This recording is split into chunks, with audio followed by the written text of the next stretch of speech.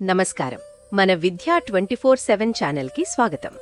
6వ తరగతి నుంచి 10వ తరగతి వరకు పాఠ్యాంశాలన్నీ తెలుగులోనే స్పష్టంగా, సులభంగా అర్థమయ్యేలా వివరించడం మా ధ్యేయం. స్కూల్ పరీక్షలైనా, ఫైనల్ అసెస్మెంట్స్ అయినా, ఎస్ఎస్సి బోర్డు పరీక్షలైనా మీ విజయాలకి కావాల్సిన పూర్తి మార్గదర్శకత ఇక్కడే లభిస్తుంది. ఇక ఈరోజు పాఠంలోకి వెళ్ళిపోదాం. నమస్కారం పిల్లలు. ఈరోజు మనం 6వ తరగతి సోషల్ స్టడీస్లో ఒక మంచి ఆసక్తికరమైన పాఠం నేర్చుకోబోతున్నాం. సరే, మరి ఈరోజు మనం ఏమేం విషయాలు తెలుసుకోబోతున్నామో ఒకసారి చూద్దామా? ముందుగా భూమికి ఒక చిన్న మోడల్ లాంటి గ్లోబ్ గురించి మాట్లాడుకుందాం. ఆ తర్వాత భూమి మీద ఉన్న పెద్ద పెద్ద సముద్రాలు, ఖండాల గురించి చూద్దాం. అప్పుడు దిక్కులు, భూమి యొక్క యాక్సిస్ అంటే ఏంటో తెలుసుకుని లాటిట్యూడ్స్, లాంగిట్యూడ్స్ అనే ముఖ్యమైన గీతల గురించి కూడా నేర్చుకుందాం.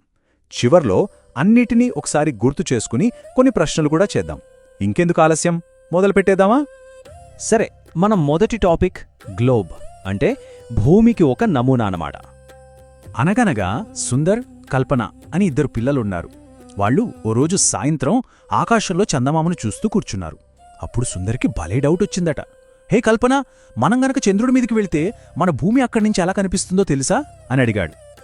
చూశారా, చంద్రుడు పైనుంచి చూస్తే మన భూమి అచ్చం ఇలాగే కనిపిస్తుందన్నమాట. ఎంత బావుందో కదా, ఒక నీలి గోళంలా మెరిసిపోతోంది. ఎందుకలా కనిపిస్తోందో తెలుసా? ఎందుకంటే మన భూమి మీద చాలా భాగం, అంటే ఎక్కువ శాతం నీళ్లే ఉన్నాయి, మహాసముద్రాలన్నమాట. అందుకే అంతరిక్షం నుంచి చూస్తే మన భూమి నీలిరంగులో కనిపిస్తుంది. అందుకే దీన్ని బ్లూ ప్లానెట్ అని కూడా అంటారు. మరి ఇంత పెద్ద భూమి గురించి మనం ఒకేసారి తెలుసుకోవాలంటే ఎలా? కష్టం కదా. అందుకే మనకు గ్లోబ్ ఉంది. ఈ గ్లోబ్ ఏంటంటే మన భూమికి ఒక చిన్న నమూనా, మినియేచర్ మోడల్ అన్నమాట. దీని సహాయంతో భూమి ఆకారం ఎలా ఉంది, దానిమీద ఎక్కడ నేల ఉంది, ఎక్కడ నీర్లున్నాయి, కాంటినెంట్స్, ఓషన్స్ ఎక్కడెక్కడున్నాయో అన్నీ ఈజీగా అర్థం చేసుకోవచ్చు. సరే, గ్లోబ్ గురించి బేసిక్స్ తెలుసుకున్నాం కదా. ఇప్పుడు ఆ గ్లోబ్ మీద మనకు కనిపించే ప్రధానమైన విషయాలు అంటే ఓషన్స్, కాంటినెంట్స్ గురించి కాస్త వివరంగా చూద్దాం. ఈ చార్ట్ చూడండి ఒకసారి, భలే ఉంది కదా. మన భూమి మీద మొత్తం ఎంత నేల, ఎంత నీరు ఉందో ఇది చూపిస్తుంది. మీరే గమనించండి, దాదాపు 71% అంటే చాలా పెద్ద భాగం నీళ్లే, అవే మహాసముద్రాలు. ఇక మిగిలిన 29% మాత్రమే నేల, మనం ఇళ్లు కట్టుకుని నివసించే కాంటినెంట్స్ అన్నమాట. ఇందాక చెప్పుకున్నాం కదా 29% నేల ఉందని. ఆ పెద్ద పెద్ద భూభాగాలనే మనం ఖండాలు అంటే కాంటినెంట్స్ అని పిలుస్తాం. మన ప్రపంచంలో మొత్తం 7 కాంటినెంట్స్ ఉన్నాయి. అవేంటో చూద్దామా? Asia, Africa, north America, south America, Antarctica, Europe మరియు ఆస్ట్రేలియా. మరి ఆ 71% నీరు ఎక్కడుంది?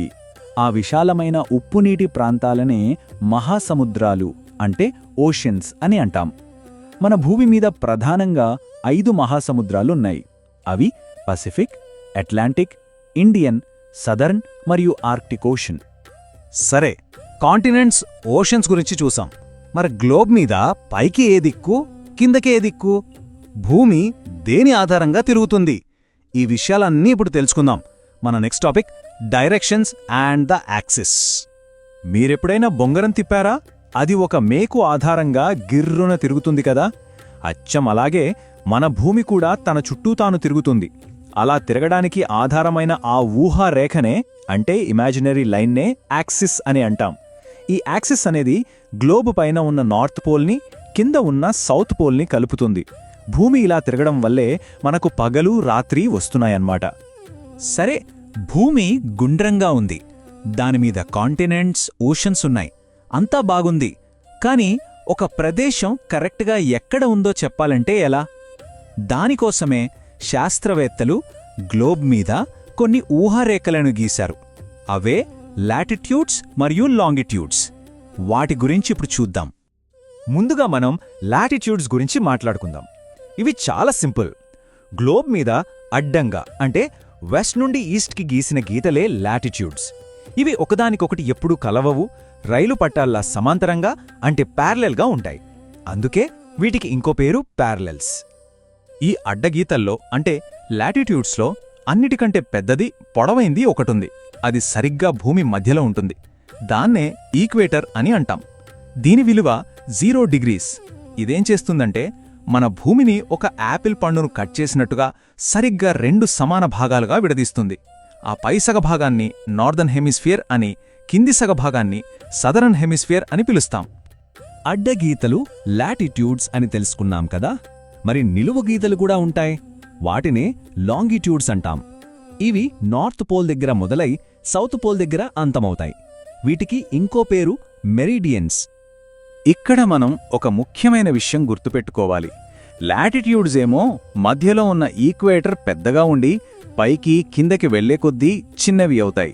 కానీ లాంగిట్యూడ్స్ అలా కాదు. అవన్నీ ఒకే పొడవు ఉంటాయి. ఎందుకంటే అవన్నీ నార్త్ పోల్ దగ్గర మొదలై సౌత్ పోల్ దగ్గర కలుస్తాయి కదా.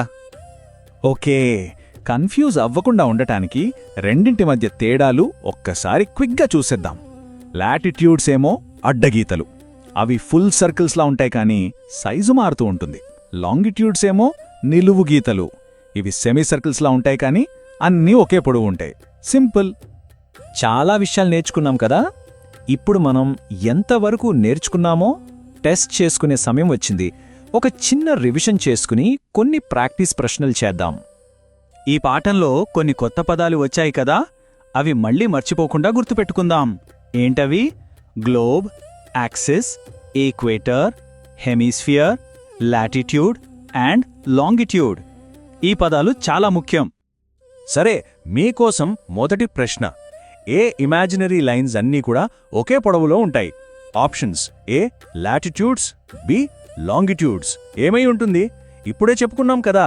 అవును, కరెక్ట్. సమాధానం లాంగిట్యూడ్స్. రెండో ప్రశ్న. అన్ని లాటిట్యూడ్స్లోకెల్లా అత్యంత పొడవైన లైన్ ఏది? ఖాళీని పూరించండి. The longest line of latitude is called the dash. గుర్తుందా? భూమిని రెండుగా విడదీసేది? Yes, equator. చూసారా నేర్చుకోవడం ఎంత సులభమో? ఇలా బొమ్మలతో సరదాగా చెప్పుకుంటే ఏ పాఠమైనా చాలా ఈజీగా అర్థమవుతుంది. ఇదే ఉత్సాహంతో మనం నెక్స్ట్ లెసన్లో మళ్ళీ కలుద్దాం. ఈరోజు చూసిన పాఠం మీకు ఉపయోగపడిందని హృదయపూర్వకంగా ఆశిస్తున్నాను. ఇలాంటి మరిన్ని స్పష్టమైన, సహాయకరమైన, మార్కులు పెంచే పాఠాలు పొందాలంటే మన విద్యా 24/7 ఛానల్ను తప్పకుండా సబ్స్క్రైబ్ చేయండి. ఈ వీడియో నచ్చితే లైక్ చేయండి, మీ ఫ్రెండ్స్కి షేర్ చేయండి. మీ సందేహాలు, సూచనలు, తదుపరి నేర్చుకోవాలనుకున్న విషయాలు కింద కామెంట్స్లో రాయండి. మీ స్పందన మాకెంతో ముఖ్యం. మీ ఒక్క లైక్, ఒక్క షేర్, ఒక్క కామెంట్ కూడా ఈ చదువు వెలుగును మరింత మంది విద్యార్థులకు చేరుస్తుంది. మాతో ఉండండి. మీ నేర్చుకునే ప్రయాణాన్ని ప్రతిరోజు మరింత బలంగా, మరింత స్పష్టంగా, మరింత ప్రభావవంతంగా మార్చుకుందాం. ధన్యవాదాలు.